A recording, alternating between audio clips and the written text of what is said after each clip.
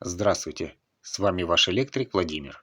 Зрителей моего канала интересует не просто, как подключить проходной выключатель, а схема подключения проходного выключателя в распределительной коробке.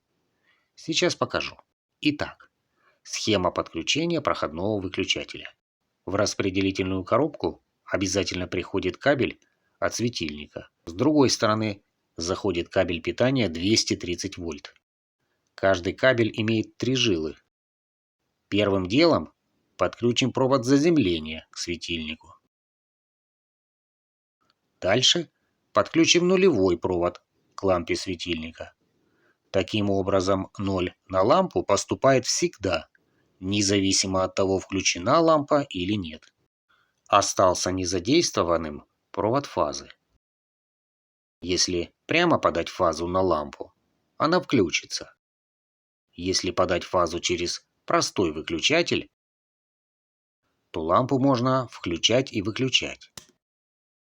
Управление светом с двух мест можно организовать с помощью двух проходных выключателей. Здесь видно их обратную сторону. Первый из них подключен своей перекидной клеммой к красному фазному проводу питания, а второй своей перекидной клеммой к лампе. Чтобы такая схема проходного выключателя работала, нужно соединить проходные выключатели между собой двумя проводами.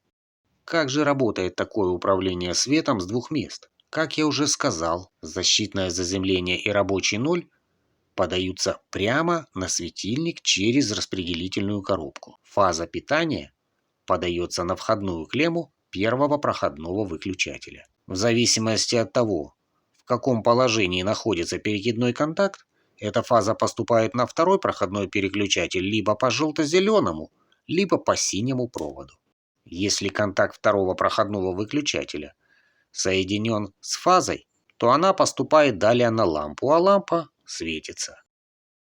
Если контакт соединен с тем проводом, где нет фазы, то на лампу фаза не поступает и лампа не светится. Эта схема подключения проходного выключателя имеет прямую связь между проходными выключателями, не проходящую через распределительную коробку.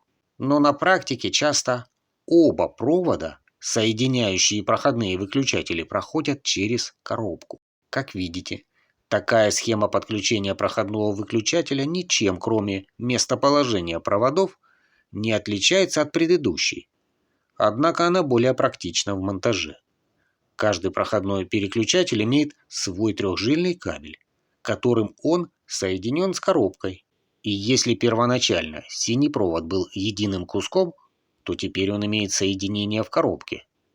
Также имеет соединение и желто-зеленый провод. Надеюсь, я ответил на ваш вопрос о том, как подключить проходной выключатель света и в самом выключателе, и в распредкоробке. А для тех, кто желает ознакомиться подробно с подключением самого проходного выключателя, смотрите видео «Проходной выключатель подключения», ссылка на которое на вашем экране. Видео о различных схемах подключения проходных выключателей тоже на вашем экране. Все эти ссылки вы найдете и в описании к видео. Если видео вам понравилось, обязательно подписывайтесь на мой канал, ставьте лайки, следите за новыми видео и задавайте вопросы в комментариях. Спасибо, пока.